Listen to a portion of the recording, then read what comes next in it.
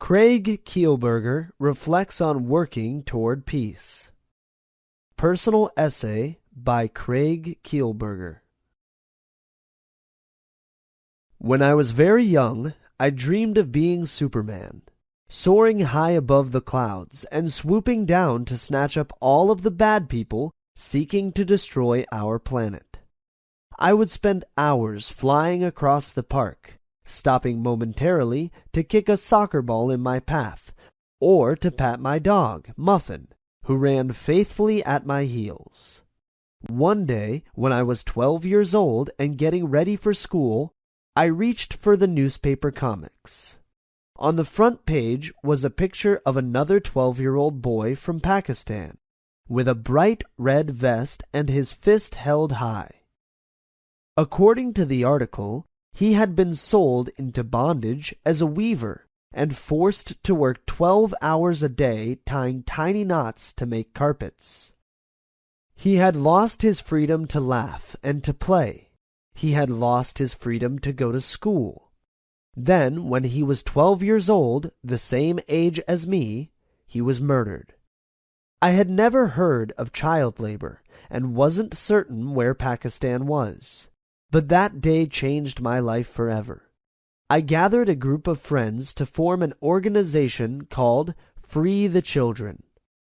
Over the past 4 years, in my travels for Free the Children, I have had the opportunity to meet many children around the world. Children like Jeffrey, who spends his days in a Manila garbage dump, alongside rats and maggots, where he sifts through decaying food and trash, trying to salvage a few valuable items to help his family survive. He dreams of leaving the garbage dump one day. I have met children like 8-year-old Munianal in India, with a pretty ribbon in her hair but no shoes or gloves, who squats on the floor every day separating used syringes gathered from hospitals and the streets for their plastics. When she pricks herself, she dips her hand into a bucket of dirty water. She dreams of being a teacher. I have met children in the sugarcane fields of Brazil who wield huge machetes close to their small limbs. The cane they cut sweetens the cereal on our kitchen tables each morning. They dream of easing the hunger pains in their stomachs. Poverty is the biggest killer of children. More than 1.3 billion people, 1/4 of the world's population, live in absolute poverty, struggling to survive on less than $1 a day. 70% of them are women and children. I dream of a day when people learn how to share, so that children do not have to die. Every year, the world spends $800 billion on the military, $400 billion on cigarettes, $160 billion on beer, and $40 billion playing golf. It would only cost an extra $7 billion a year to put every child in school by the year 2010, giving them hope for a better life. This is less money than Americans spend on cosmetics in 1 year. It is less than Europeans spend on ice cream. People say, we can't end world poverty. It just can't be done. The 1997 United Nations Development Report carries a clear message that poverty can be ended if we make it our goal. The document states that the world has the materials and natural resources, the know-how, and the people to make a poverty-free world a reality in less than 1 generation. Gandhi once said that if there is to be peace in the world, it must begin with children. I have learned my best lessons from other children. Children like the girls I encountered in India who carried their friend from place to place because she had no legs, and children like Jose. I met Jose in the streets of San Salvador, Brazil, where he lived with a group of street children between the ages of 8 and 14. Jose and his friends showed me the old abandoned bus shelter where they slept under cardboard boxes. They had to be careful, he said, because the police might beat or shoot them if they found their secret hideout. I spent the day playing soccer on the streets with Jose and his friends. Soccer with an old plastic bottle they had found in the garbage. They were too poor to own a real soccer ball. We had great fun until one of the children fell on the bottle and broke it into several pieces, thus ending the game. It was getting late and time for me to leave. Jose knew I was returning to Canada and wanted to give me a gift to remember him by. But he had nothing. No home, no food, no toys, no possessions. So he took the shirt off his back and handed it to me. Jose didn't stop to think that he had no other shirt to wear, or that he would be cold that night. He gave me the most precious thing he owned, the jersey of his favorite soccer team. Of course, I told Jose that I could never accept his shirt, but he insisted. So I removed the plain white t-shirt I was wearing and gave it to him. Although Jose's shirt was dirty and had a few small holes, it was a colorful soccer shirt, and certainly much nicer than mine. Jose grinned from ear to ear when I put it on. I will never forget Jose, because he taught me more about sharing that day than anyone I have ever known. He may have been a poor street child, but I saw more goodness in him than all of the world leaders I have ever met. If more people had the heart of a street child like Jose and were willing to share, there would be no more poverty and a lot less suffering in this world. Sometimes young people find life today too depressing. It all seems so hopeless. They would rather escape, go dancing, or listen to their favorite music, play video games, or hang out with their friends. They dream of true love, a home of their own, or having a good time at the next party. At 16, I also like to dance, have fun, and dream for the future. But I have discovered that it takes more than material things to find real happiness and meaning in life. One day, I was the guest on a popular television talk show in Canada.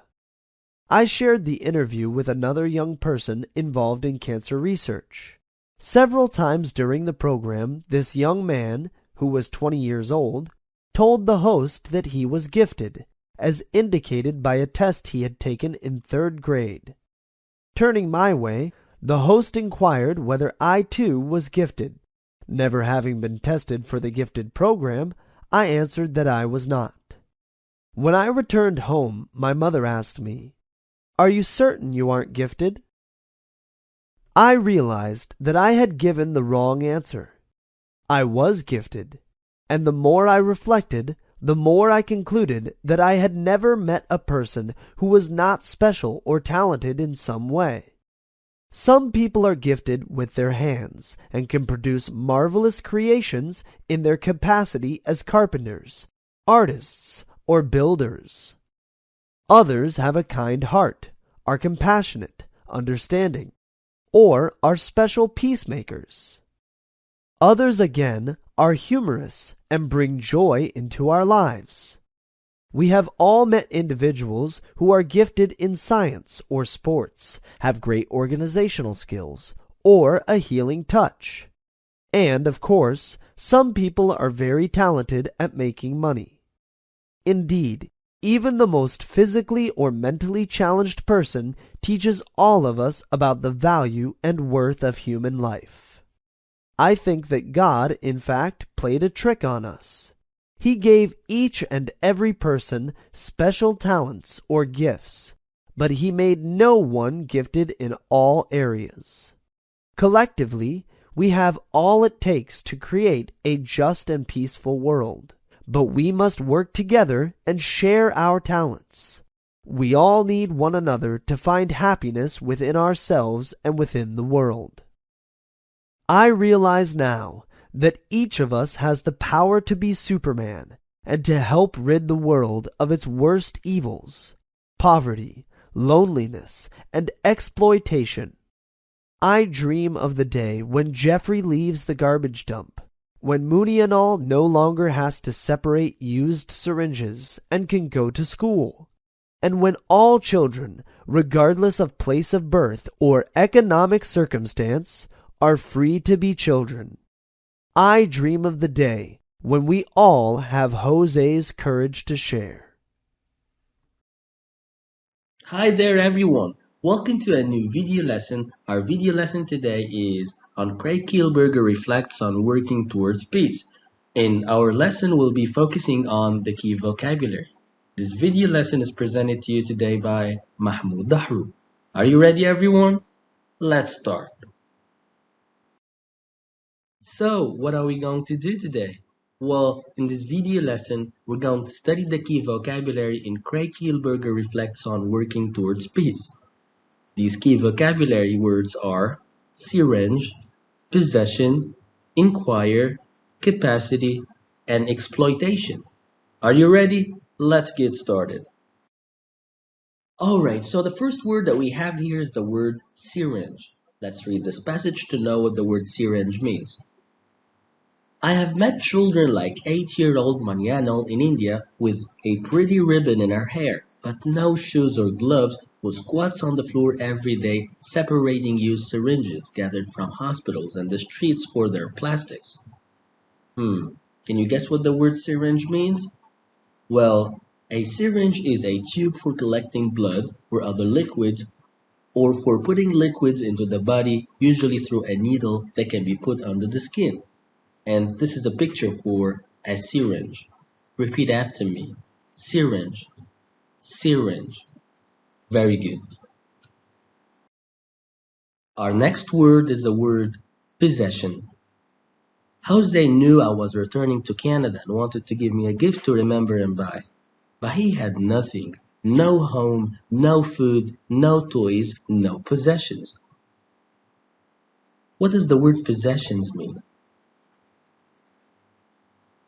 Possession refers to something that you own or that you are carrying with you at a particular time. It could be your bag, your camera, your watch, your wallet, and so on. Repeat after me. Possession. Possession. Awesome. Next we have the word inquire. Several times during the program, this young man, who was 20 years old, told the host that he was gifted, as indicated by a test he had taken in the 3rd grade. Turning my way, the host inquired whether I too was gifted. What does the word inquire mean? Inquire means to ask for information. Repeat after me. Inquire. Inquire. Perfect. Next, we have the word capacity. Some people are gifted with their hands and can produce marvelous creations in their capacity as carpenters, artists, or builders. What does the word capacity mean? Capacity means a particular position or job. Repeat after me. Capacity. Capacity. Awesome. And finally, we have the word exploitation. I realize now that each of us has the power to be Superman and to help rid the world of its worst evils, poverty, loneliness, and exploitation. What does the word exploitation mean? Exploitation refers to unfair treatment of other people for your own advantage. When you treat somebody unfairly, we call this exploitation. Repeat. Exploitation. Exploitation. Before we go, let's go through what we talked about today. What did we do today? We studied the key vocabulary in Craig Kielburger's Reflects on Working Towards Peace. These key vocabulary are syringe, position, inquire, capacity, and exploitation.